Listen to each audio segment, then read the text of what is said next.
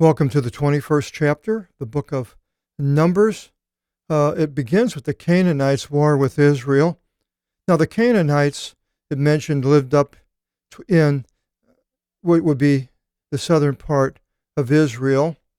And these Canaanites heard that they were coming, children of Israel were going to come into the land, so they came down to fight against them. Let's go to a map and see right here that as I saw it, they came out of Goshen, went across to the mountain Horeb, Jebel Shin Bashar, and then they came across the wilderness of Paran and Sin, and then now it has them going in. They were going to go up this way into it, but then the Canaanites came down, fought against them, pushed them over towards Edom here. They came down to go around through Edom, to go around up this way. And so I believe they were in this wilderness here for 40 years. I don't believe any of this down here happened. It just, basically, it even says nobody really knows.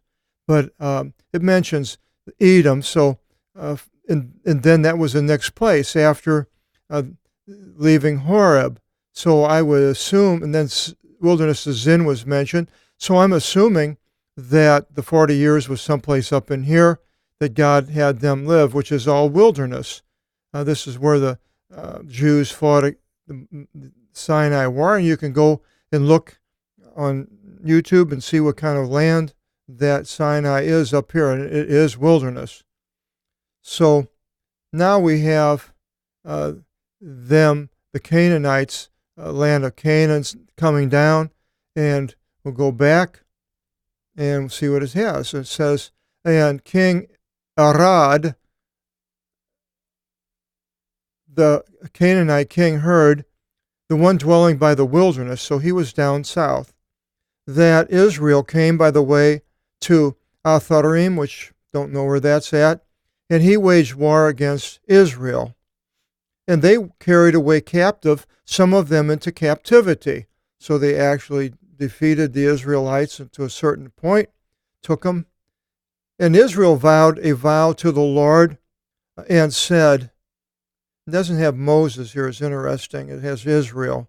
If you should deliver up to me this people under my hand, I will devote him to consumption. Anathema, anathematio is the verbal form of anathema. And his cities, devote him unto consumption. And the Lord listened to the voice of Israel and delivered up the Canaanite unto his hand. Now, and he devoted him to consumption in his cities, and they called the name of that place Anathema. And now exactly where that is, it doesn't say. Someplace in the southern part of Israel, I would guess. Canaan. Then it changes and it says, and departing from Mount Hor of the mountain by way unto the Red Sea, they encircled the land of Edom. Now, the Red Sea, it's interesting if we go back to that map. See, now the Red Sea is actually way further south and it's way larger. These are the two gulfs that go into the Red Sea, and the Red Sea goes through the Gulf of Aden and down into the Arabian Ocean, not the Indian Ocean. And so Strabo calls this is the Gulf of Aqaba, or the Gulf of Arabia, because it's near, and then this is the Suez Gulf, but the Red Sea is called, so exactly which one is which, it's hard to determine, but definitely I believe that they were the way of the Red Sea, so it could be talking about they left from the Red Sea and went across, or they might have ended up coming down up here and then going down. It's hard to say. It has all kinds of possibilities here, but it does say that they ended up within Edom, and so with that, we'll go back to except for mentioning in Strabo. If you're into Strabo, you can, in his first volume, 2 .28, and in this the first book. In the 16th book, it's 4.2, 22 to 23 sections.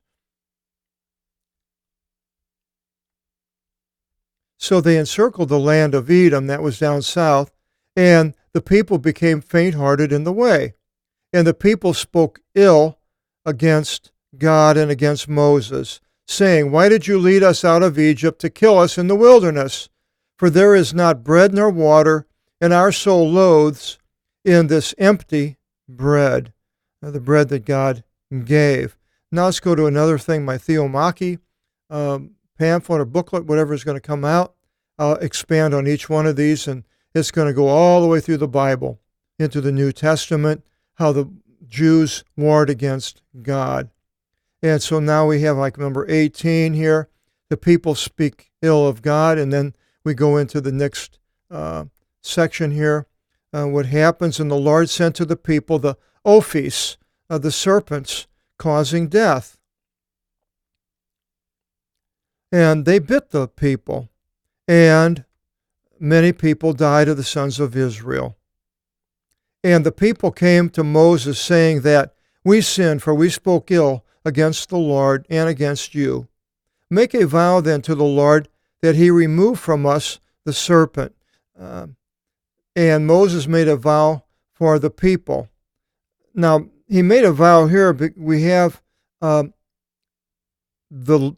law of the vow earlier in this, I think it was in this book or Leviticus, and we see what the vow is all about. But it's interesting that the vows were being done even before the law, because it says that Moses made a vow, or Pharaoh had Moses make a vow for him to God in 2 or 3 places at the beginning of Numbers. So that was before the law. And the Lord said to Moses, well, make to yourself a ophine, a serpent of halcyon, brass, Chalcolithic age, brass age, bronze age, and put it upon a sign. And all having been bitten, beholding it, shall live. And Moses made a serpent of brass and set it upon a sign. And it came to pass, whenever a serpent bit a man, and he looked upon the serpent of brass, that he lived. Now, Jesus mentions this in John 3:16 and 17, and he says, "And as Moses raised up high the serpent in the wilderness, so it is necessary the Son of Man to be raised up high, that everyone believing in him should not perish, but have eternal life." So they believed, they looked on the serpent, and they didn't die. And so the same, we look upon Jesus, and we have eternal life. Ignoring him, then it is not going to be pleasant when a person finds out that they made a drastic error in life. I used to witness to a man across the street in a restaurant, go over there, and he just thought it was all nonsense. I think he even probably said something worse than that. Hadn't seen him for a while, and I was curious today as I was driving down the street. I hadn't seen Charles for a while. And then I got to a place I have coffee, and I opened up the local paper. Here it is, picture right in there. The obituary had just passed away. No, I don't know if anybody else told him and he changed or not, but I'll find out in the resurrection.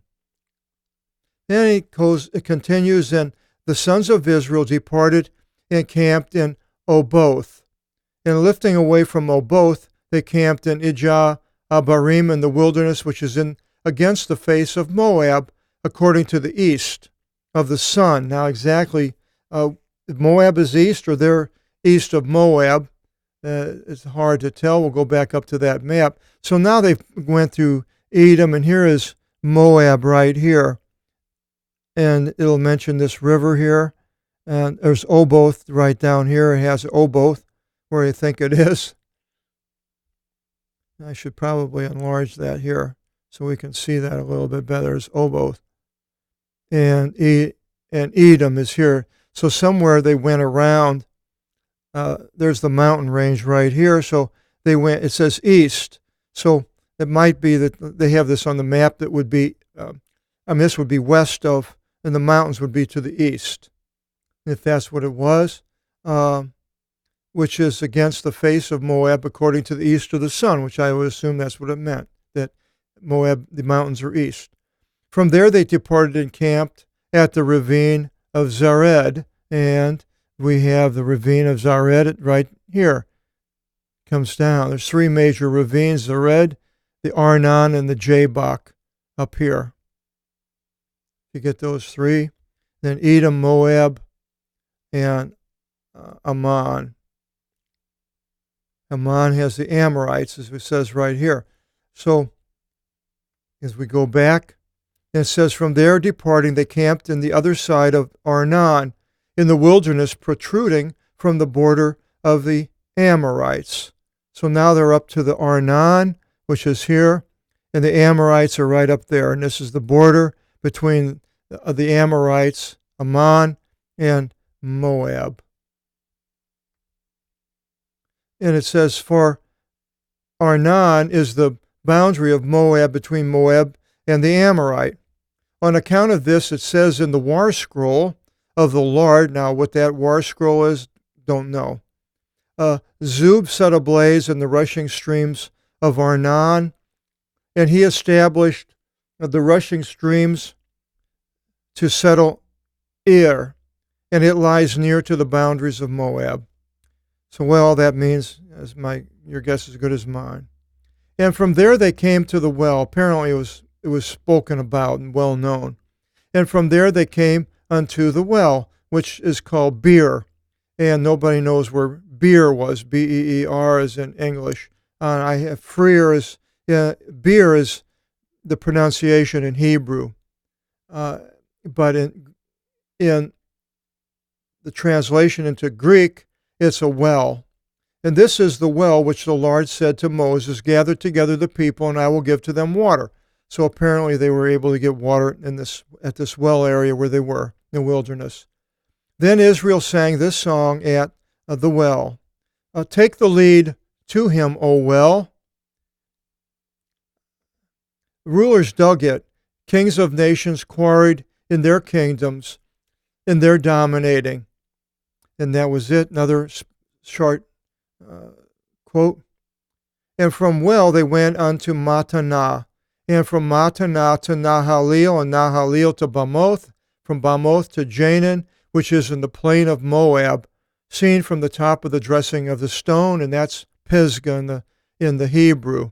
Let's go back up. So we're here, and Moab, they're going up here, and Pisgah is up in here somewhere, south of Mount Nebo. And these other cities, towns were in that area right there. There was a place looking down at the face of the wilderness. And Israel sent ambassadors to Sihon, king of the Amorites, saying, and Ammon, Amorites, the people were called the Amorites, it was in Ammon, we shall go through your land. We will not turn aside neither into a field nor into a vineyard, nor shall we drink water from out of your well. We will go by the royal way until whenever we pass by your border. So apparently there's that road that goes up there. And Sihon did not give permission to Israel to go through his borders. And Sihon gathered together all his people and came forth to deploy against Israel in the wilderness. And he came unto Jahaz and deployed against Israel. So now we have a war up in this area. Here's Jahaz is right here. Heshbon is up. That was where the ruler, it'll say that here in a verse. Sihon ruled from Heshbon. And Israel struck him with the carnage of the sword and dominated his land from Arnon, the river Arnon, unto the river Jabbok, unto the sons of Ammon. So now, go back. So now the Jabbok is up here. So that's where they conquered all that, but that doesn't mean they went up that way and stayed up there. Basically, they went across here at Jericho, as we'll go into later. For Jazer is the boundaries of the sons of Ammon. So Jazer should be up at the top, up here. Let's see, Jazer. No, it has it here. So Jazer was the border. So it has Ammon here someplace. And Israel took all these cities, and Israel dwelt in all the cities of the Amorites, in Esivon, Heshbon, and in all the ones falling in with it, the little towns around about. For Heshbon is the city of Sihon, the king of the Amorites. And this one waged war against the king of Moab. Now it's earlier. This Sihon went against war against the Moabites, which were further south, and they took all his land from his hand unto Arnon. So they were apparently a people that came down and attacked the Moabites and took the land. On account of this, the ones speaking enigmas say, another little saying, come into Heshbon, for the city of Sihon should have been built and should have been carefully prepared. For fire came forth from out of Heshbon, a flame from out of the city of Sihon, and it devoured unto Moab and swallowed down the mountains of Arnon. So he was famous in that area. Woe to you, Moab! You are destroyed, people of Hamos. Chemosh, it was the god. Their sons were rendered over to be preserved, and their daughters captives to the king of the Amorites, Sihon. And their seed shall perish, Heshbon unto Dibon. Now, when is this? In the future, maybe? And their women still burn a fire over Moab, some type of a ritual. And Israel dwelt in all the cities of the Amorites, all the way up. And Moses sent to survey Jazer, and they overtook it and her towns, and cast out the Amorite dwelling there. And having turned, they ascended the way unto Bashan. Now they come back down south, and came forth Og, king of Bashan, to meet with them.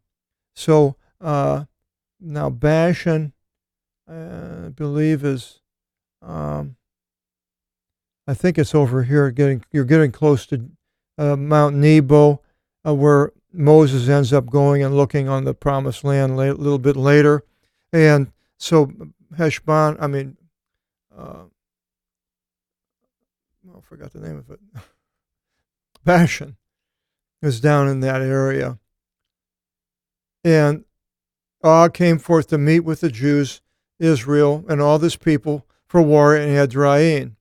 And the Lord said to Moses, do not fear him, Phobethes, the phobia comes from that. For into your hands I have delivered him and all his people and all his land, and you shall do to him as you did to Sihon, king of the Amorites, who dwelt in Heshbon. And he struck him and his sons and all his people, until the not being left behind of his for taking alive killed all the Amorites, and they inherited his land. So all that land is now the land of the sons of Israel. Later will be a couple of 2 or 3 tribes on that side of the Jordan. Chapter 22, and get into the story of Balak and Balaam and Balaam's ass. We'll find out all about that and go through that the next video seminar, and hope you'll join us and find out about Balaam's ass. Till then, God bless.